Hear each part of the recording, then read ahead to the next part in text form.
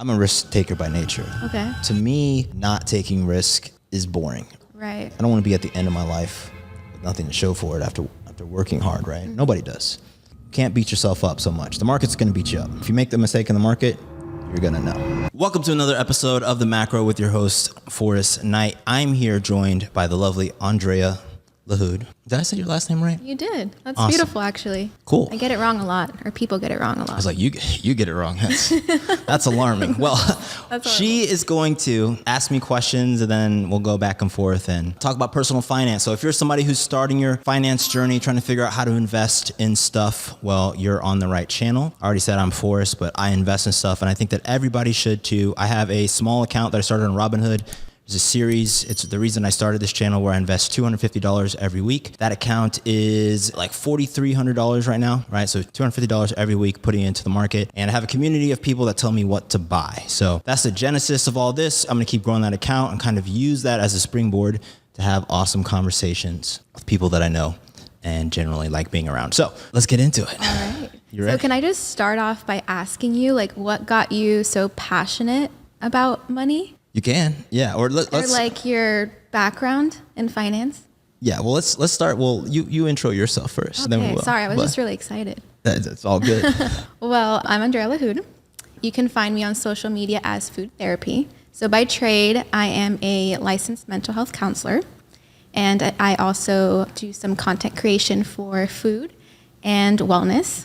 So yeah, that's a little bit about Awesome. my background. And the food therapy thing, by the way, check it out. You review like local restaurants and like some stuff that's not so local, I guess, just like wherever you are. Exactly, right? a little bit of travel, just like showcasing restaurants. And I'm also on a gluten-free journey, which has been hard. So Awesome. highlighting those spots with those options. Cool. All right, let's jump into it. What you got?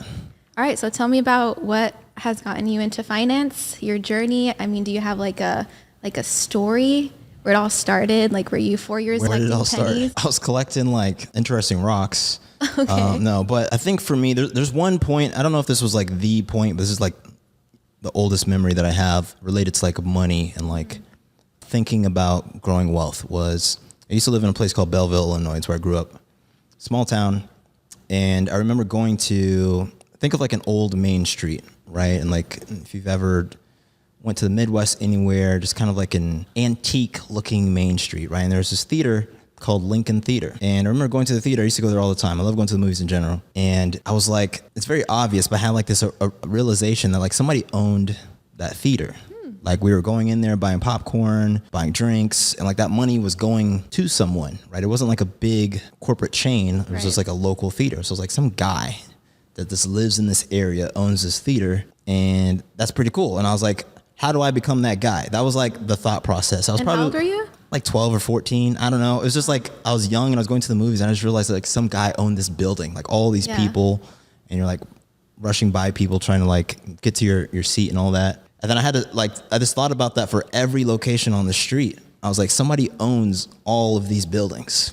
And so it started with real estate. I'm still interested in real estate, still have real estate investments, but that got me really into real estate and just thinking about the fact that like, oh, like we're all participating in society, but it's like, if we look out the window, like all of these buildings, this building's owned by somebody, right? You know, somebody like just has the deed in their name. And so, yeah, that was the beginning. Yeah, that was so insightful, like for a 12-year-old to think about that. I guess. You were built different. I know I wasn't thinking about money at that age. What were your 12-year-old financial thoughts? Actually, to be honest, I was a saver. Really? Yeah. Okay. I remember like my stepdad and mom would pay me $20 for an A. Like the report card would come in. So I would get $20 for an A, 15 for a B, and then down the scale, like I think up to a C. I got paid for a C. So there were financial incentives for you to learn, essentially. Right. But I was like, I always liked school, but I was like, well, might as well get paid for it too. Yeah. So that was like my start. I was always a saver. So never, have you, I guess now, are you more of a saver than an investor or kind of what? So saving for sure. And I guess like those are some of the questions that I have in my financial journey. I'm like starting to uncover some things that like I want to get started because I have saved up money. And like most people, it's like, what do you do with it? Yeah. You Well, you invest spend in it, stocks. obviously. spend it, I spend mine on food, restaurants, travel. So This is an interesting thing perspective I always tell people, right? So all money is for spending. yeah, But something that you can buy is security, right? You can right. buy freedom, you can buy choices. And so having money in the bank, I think, gives you the option to, you're essentially buying financial security to a degree. You should invest it. But when you grow your money and when you invest your money, I think one of the reasons why it's so hard for people to do that is, one, the fear of like risk. But if you think about like, you're actually like, there's a transaction there. Like if I go and buy like shares of Microsoft, Right. it's not because I care about Microsoft. Like, I mean, Right. I use Microsoft products, but nobody really cares about that at the end of the day.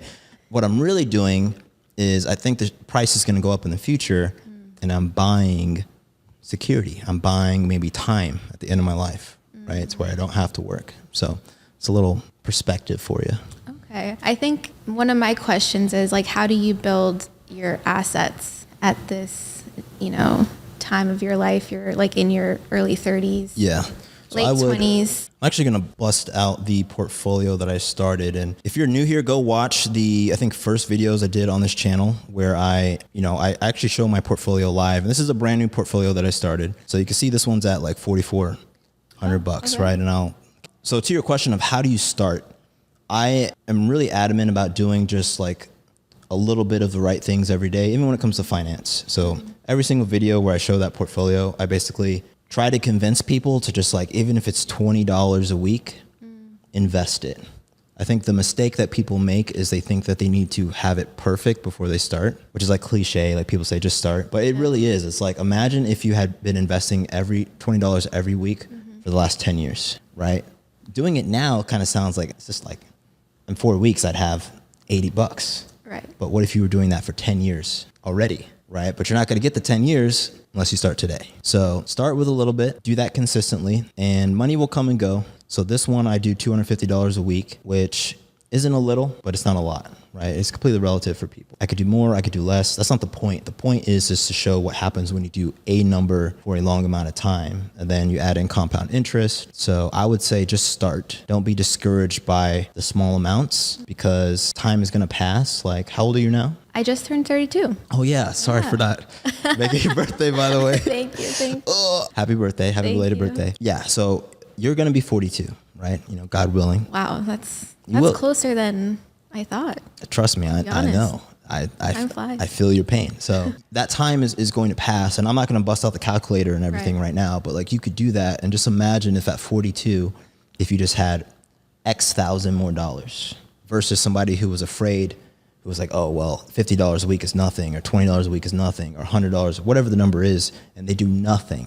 Then they keep doing nothing. And then 10 years pass and you've done nothing, and now you're 42 trying to figure out where to start. So it doesn't have to be optimal, right? But when you have money saved whichever way, it gives you the opportunity to improve and, make other choices. I think a big thing is the fear, right? Like, Yeah. I am not a risk taker. I know you Sure. are. So Unfortunately, yeah. what are some ways, I guess this goes into like way of thinking or philosophies or ways to address that fear for people that you can share, or that's been helpful for your journey to like break through that fear? I can offer some analogies. I think some of it is just based off of how you grew up and like your nature. So I'm a risk taker by nature. Like when I was a kid, we were doing like, thank God the internet and social media wasn't around, because we did a lot of illegal stuff with fire, right? We were blowing stuff up. Yeah. Very much a rebel by nature. So to me, not taking risk is boring, right? That's in my nature. But so how do we apply that to everybody else? I think perspective.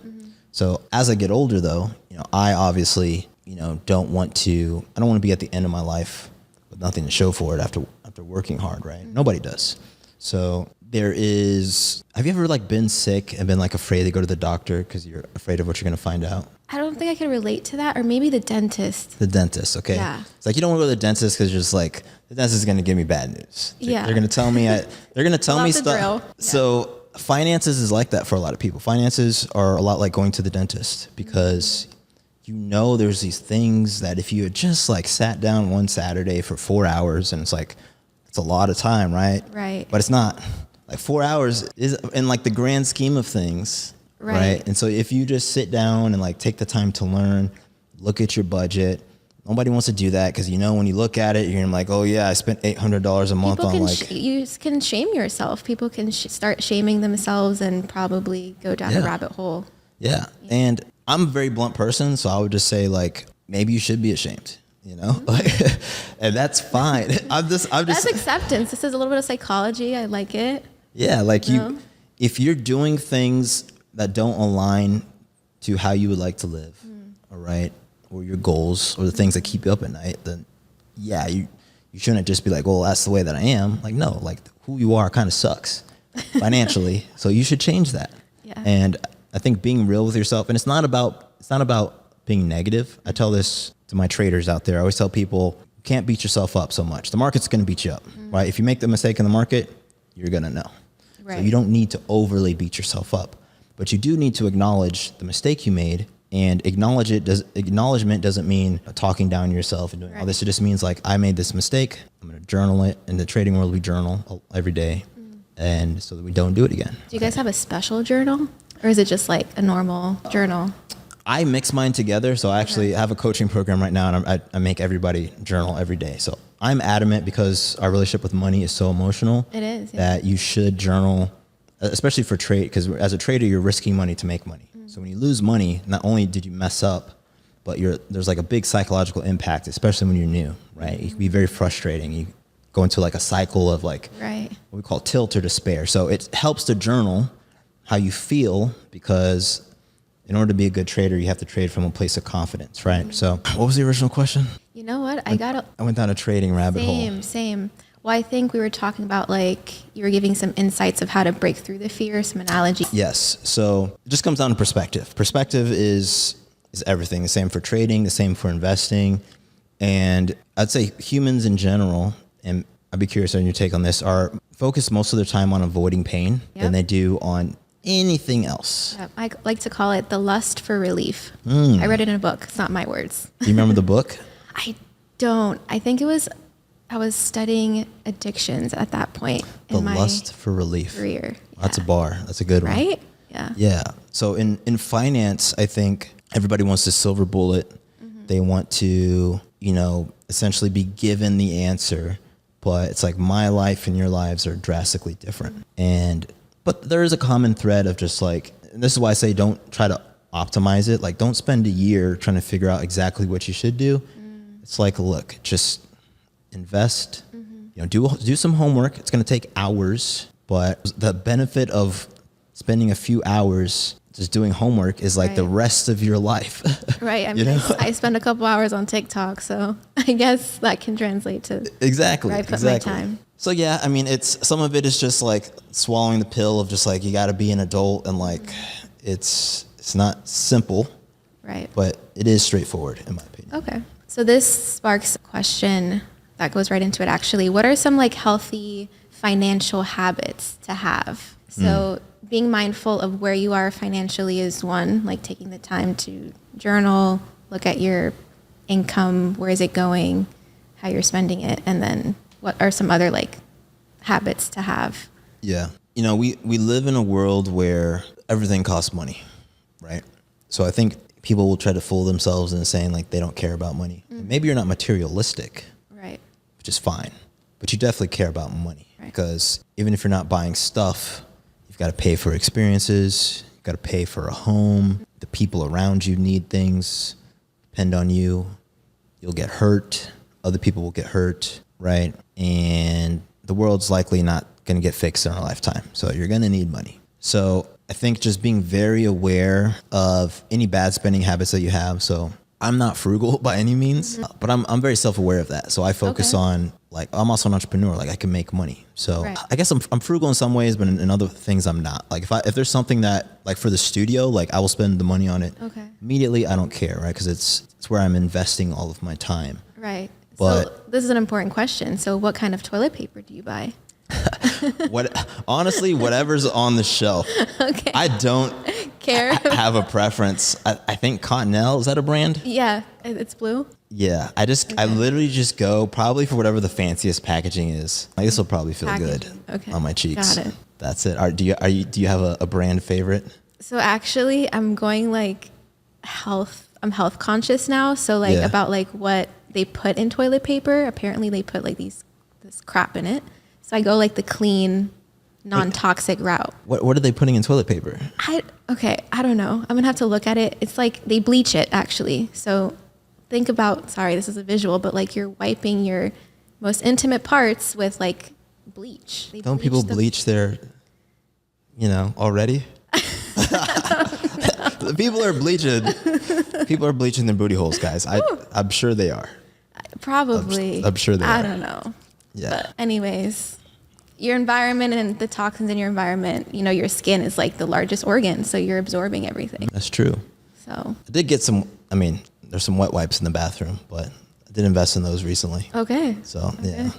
But in terms of money. Yeah, in terms of money, like that's a pretty big, I think, people spending a lot of, we're going off topic, but like health and wellness, like yeah, I invest a lot. Organic food is expensive.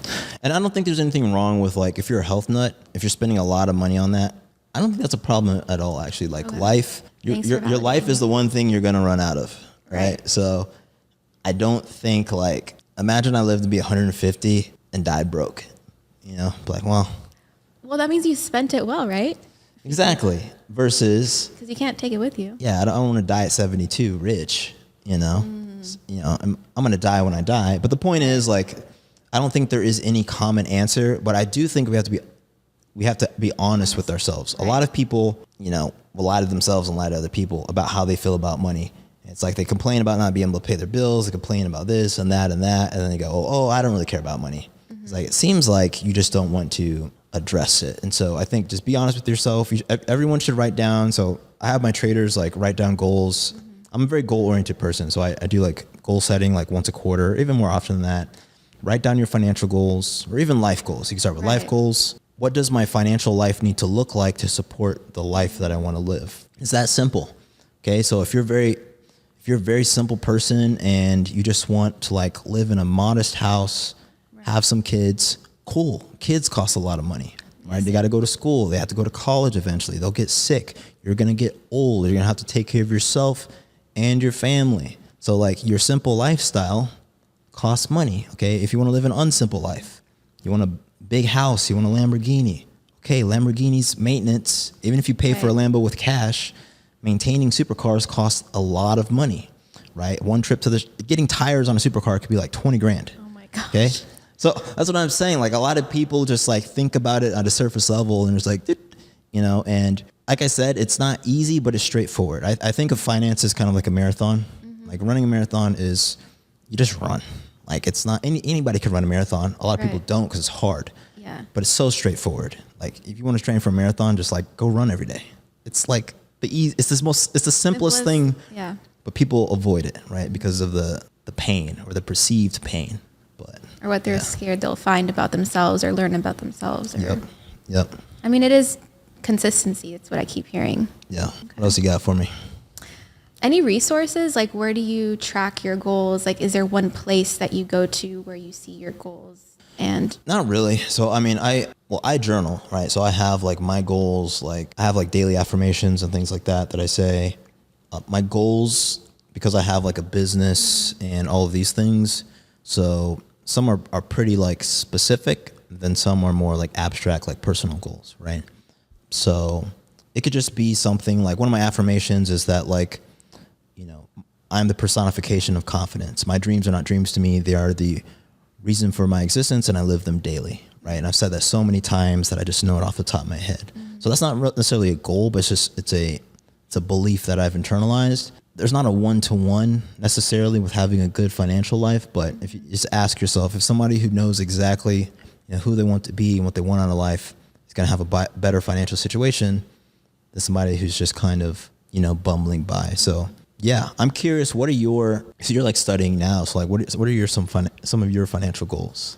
What are you working towards? On the spot. Yeah. Well, I definitely, so right now I am not working full time. Yeah. So I am actually living off my savings a little bit and I'm investing in myself. There you go. So that's one of, I guess, like my goals and starting my own business. Awesome. So I actually had some questions about that. If you have any wisdom, wise words for someone starting off. So how long have you been in navigating like your own business? I've been like a serial entrepreneur, so I've done like consulting, because I'm a software engineer by trade. And so I did like software consulting for a while. I have my real estate business. So it's been like different types of things and like trying to figure out what is the perfect mix of like entrepreneurship and passion. But I've probably been like, if you go back to like when I first got into real estate, or I guess it was even before that, yeah, probably like 10 years now of just like trying stuff. So yeah, Okay. long time. Yeah. So I guess like, well, I have two questions actually that just Sure. popped in. What would you say to yourself with what you know now back then and like starting a business? Like, is there a financial plan that you had to acquire, or kind of like a blueprint for your business per se? Where did you get that blueprint? I would say to myself back then, right? Failing at business is going to hurt a lot more than you expect. That's what I would say. Damn.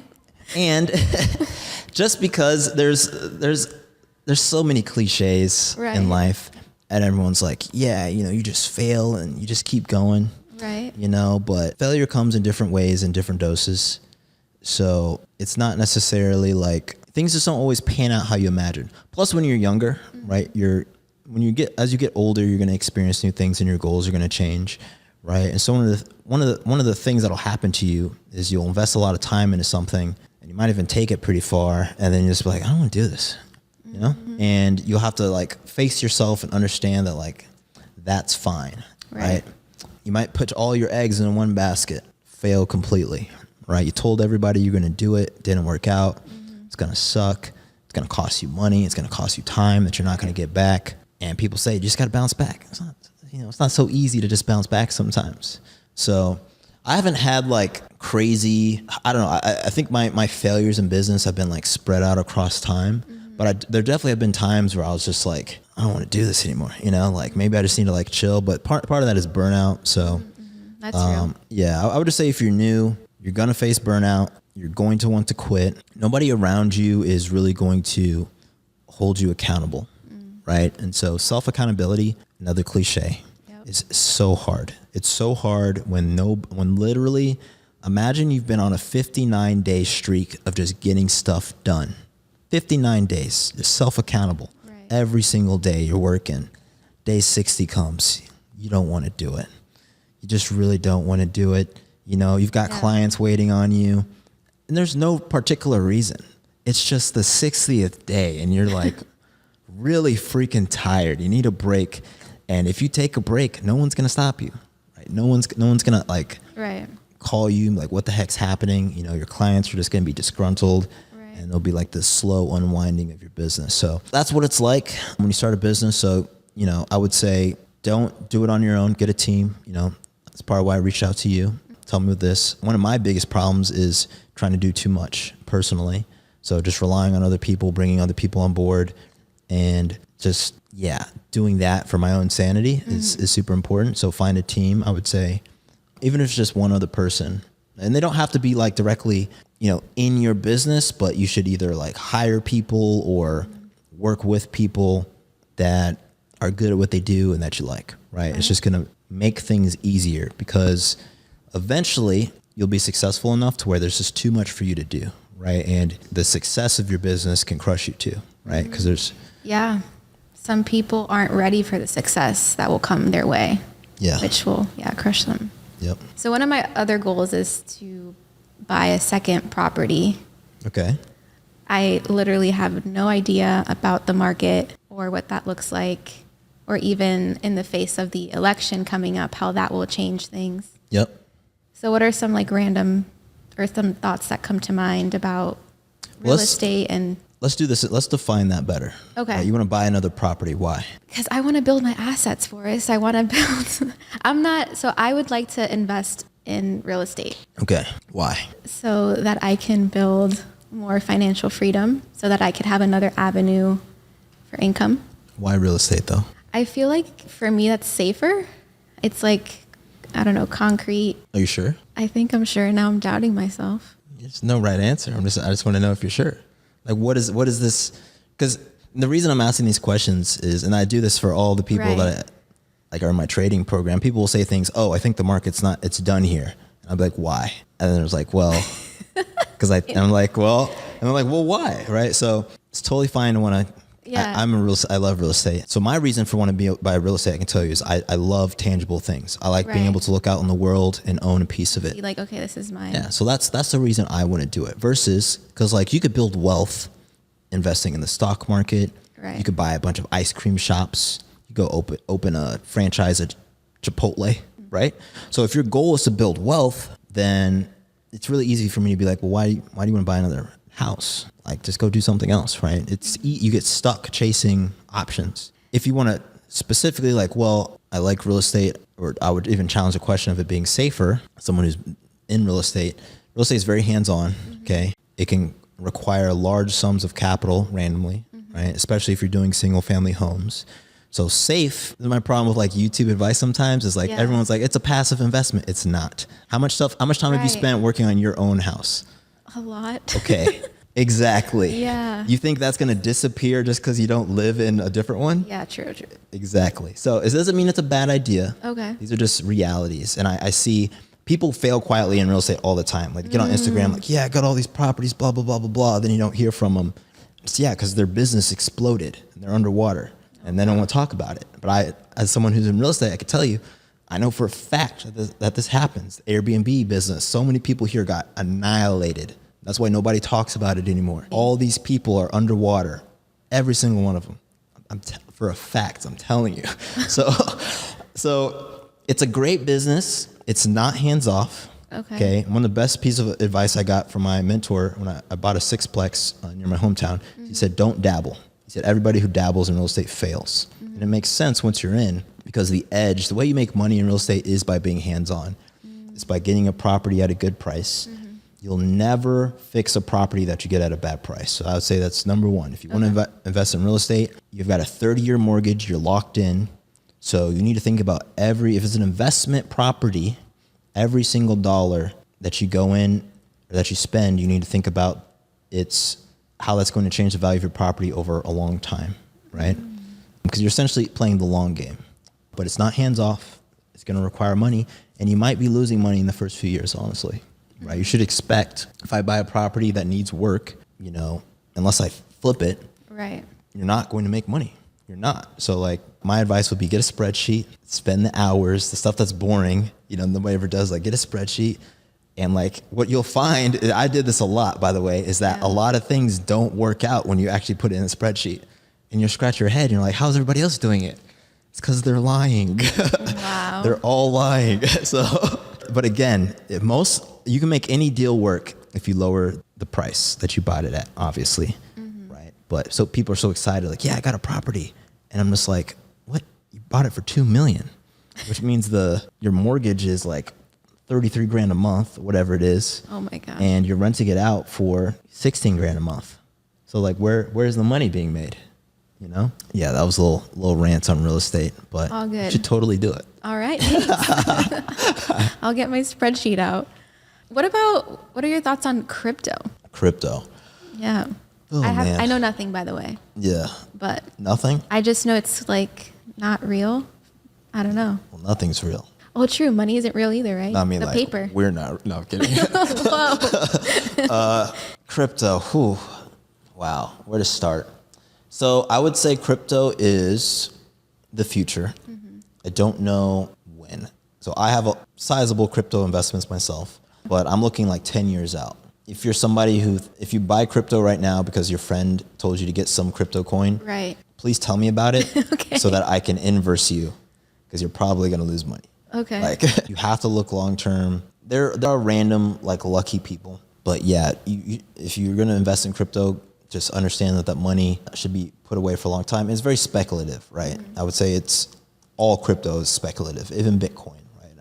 Bitcoin could go up and up and up, but there's no reason why Bitcoin couldn't go like to $1. And people would like crucify me and come up with all these arguments, but it's entirely possible, right? Just like it's possible it goes up to 100,000 because it's just based off of nothing, right? So yeah, I think there's a place for blockchain for sure. There are real use cases for it, like digitization digitization of like assets and ownership. I think bank records, right? So I used to be a software engineer working on software to move money between banks, right? Oh, okay. Takes, you know how like Zelle, you ever Zelle somebody Yes. money? You know why Zelle exists? Tell me.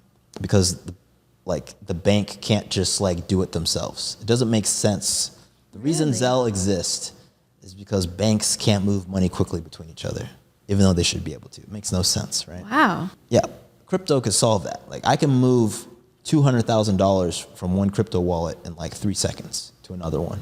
Super duper fast, okay? Wow. So that's an immediate use case for crypto. So there are real use cases. The problem is if I'm a Citibank or a US bank, I'm not going to give up, my monopoly in certain markets just to make the world a better place because I'm a capitalist, right? I'm in it to make money. And yeah, until they can make money based off of the enhancements, nothing's going to change. So that's why I say long time out.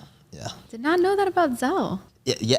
Zelle shouldn't exist. Like Zelle exists because what's the thing at the airport? It's not TSA. It's the other one. Pre-check You can pay for it. Yeah, I know what you're talking about. But it's not TSA. It's like that private company. Yes. It's the same thing. Yes, with a little check mark where you like just go through the line faster. Yeah, it's a business that shouldn't exist, and it exists because of a problem we made up, right? Where it's like, Wow. hey, TSA pre-check too slow? Let's make another line. You can just pay $100 and get in this line. And it's like, why don't we just make this one faster? Like, no. We can't do that. Someone's got to capitalize on this. So It's America for you. yeah, how are we doing on? Real quick, did you know, I just learned this from a friend. You have friends? I do have friends. Everyone should have friends. That companies are putting out like fake job applications on Indeed to make themselves look like they're doing better to investors than they actually are. Did you know that? Yeah. I did not know that. Companies will do anything that's not illegal Wow. and things that are illegal Wow. if the fine is low enough. Interesting. But yeah, there is. Okay. I'm going to take a turn here. How can you improve your credit score? Whew, I'm the wrong person to ask for that. So my credit was terrible for a long time. Okay. Because I was buying real estate and like completely just like money in, out, just absolutely terrible. I'll give you advice that will apply to, I would say, regular people who aren't like trying to buy real estate or whatever, right? Right. You need good credit to go buy a car. Everyone needs to buy a car, right? When you get a mortgage, so not a commercial loan, but when you get a mortgage, you need good credit as well. The easiest way to increase your credit score, I tell people, is to make more money because your debt to income ratio is one of the driving factors. So my credit right now is amazing. It's like 800 and whatever, but my spending habits are entirely the same. I just make way more money. Right. Right? But Okay. So are you saying to get a second job, a side hustle? well, pay down your debts for sure. Okay. A lot of people try to increase their credit by like gaming the system and like getting different cards and like using them and paying them off. Okay. Credit history is important. So I got a credit card when I was 18, which worked out for me pretty well. Like Discover sent me a thing. I had like a $500. Yeah, that was my first credit card. Yeah, awesome. Yeah. So that was hugely beneficial to me because when I graduated college, a lot of my friends were getting their first credit card in their name. And I had 6 years of credit history already. That was hugely beneficial to me. If you're a young person, I would warn you that if you get credit, right, the money that you spend now, you don't want to work to pay off for years and years and years. Okay, so I would say that. I'm an outlier because I'm very like, I've always been hustling and like I would rack up, I'll rack up 30K of debt, pay it off. 30K, pay it off. Pay So, it. side question, what was your side hustle in college? Did you have one? Yeah, I would fix computers. So I'll fix anything. That's genius. I would, yeah. So I've been building PCs since I was like 13. So I would take things. I would literally find computers that people threw away. Like people are very wasteful, exceptionally wasteful. So I would find a computer like the screen broke or like it got ripped off, a laptop. I would go on to eBay at the time. eBay was actually useful at the time. It's a terrible marketplace now because you could buy things from real people. And I would look up the specs of like the screen that it needed. I would figure out and I would like get a new screen, like rebuild the computer, and then I would sell it. I would fix phones back when there was actually money to be made there. Right. So I would just leverage I basically assumed that I could fix anything and I would just fix stuff and sell it. So I would do that. A few other odd jobs. I would like for local businesses in Edwardsville, I would like set up their networks. It's funny, the first customer that asked me, they're like, hey, can you wire all the, I had never done it before and had no idea. So like, I remember I was like, yeah, I'll do it. And I spent like the next week just cramming on like figuring out what I needed, because I had no idea. Yeah. And I just showed up and I just winged it. So that's what I mean. Like, I'm just like, I just assume that I can learn anything, which everybody, like, you can, Right. That's why my approach is like, just spend a few hours. I'm an academic by nature. Like, I love learning things. So like being able to dive into a new topic area. Wealth is knowledge. And I think you say that in some of your other episodes or channels. Knowledge is wealth. Yeah, knowledge. It is applied knowledge is wealth. Right. It's not enough to just look things up. You got to go out into the world and. So improving your credit score, make more money. Yeah, and this is a good topic I should get somebody who like really knows credit in and out. But honestly, because my car I paid for like with cash, so didn't apply. I don't own my own house, right? So I have real estate investments where credit doesn't matter there either. So I have an amazing credit score, but it literally doesn't matter for anything in my life. If you're a regular person though, your credit score matters when you buy a house. It's going to determine the rate that you get, and every point on your mortgage, right? Your interest rate could be thousands of dollars over the life of your loan.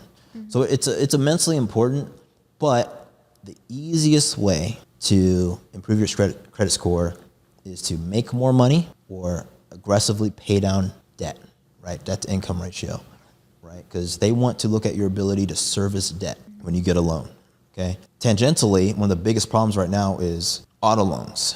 People go out, I refuse to have a car payment, right? I can afford that now. I'm in a place in my life, but even my last car, I paid it off aggressively. I think having a car payment is one of the most wasteful things. Obviously, not everybody can make that choice. People need cars. I totally get that. But I would say don't go and maximize your car payment. So get a car that's like $300, $400 a month. There are people out here paying $1,000, $1,200 a month for a car. And I'm just like, dude, like that's a depreciating asset. It's getting dinged up. The nicest car, like, gonna hit a pothole. Right. I'm a car guy, but like, even if I buy an exotic car or anything, like, I refuse to make car payments on a vehicle that just gets you from A to B.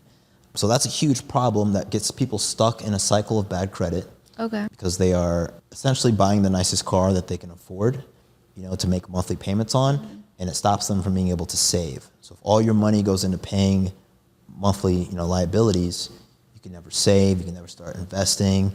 And then when your car breaks, it reaches its end of life, your only option is really to trade it in and do the same cycle over because you have no wiggle room. And that's how people get stuck. So in general, I guess it depends where you are in your life to get a credit card or not, or to get a credit card? Yeah.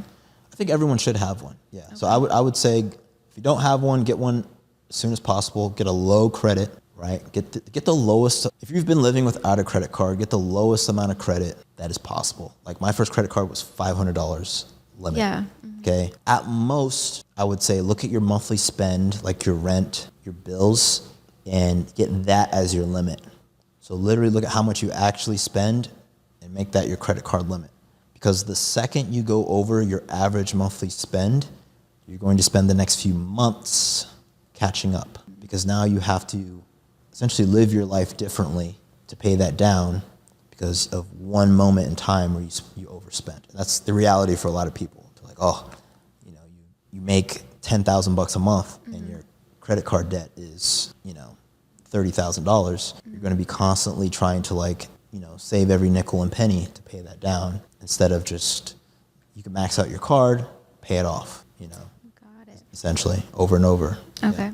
Is there one credit card company that you feel has a lot of benefits and worth? I have no idea. No. Okay. I use Chase for both my business credit and my personal. I will say, really cool thing is like all this stuff, which is like, a lot. We want to. I get points on my business, and what's cool is with business credit points, you can spend on personal. So that would be my tip to you, Miss Entrepreneur. Yes. Is business credit card. Okay. And all the stuff that you have to buy, like you can use those points to buy tickets And that is non-taxable. So things you buy, like it's not income, right? Right. The points essentially aren't income. You could just use it to pay down your credit card, right? But Okay. hopefully your business is making money to pay down the card, right? If that's not the case, pay down your debts with the points. But if your business is profitable, pay off your credit and use the points to just like have fun. It's like the coolest thing I unlocked because I spent a lot of money on gear and stuff. And I'm like, wait a second, like I have hundreds of thousands of points. I could just like fly for free. That's awesome. Sick. That's where I want my points to go.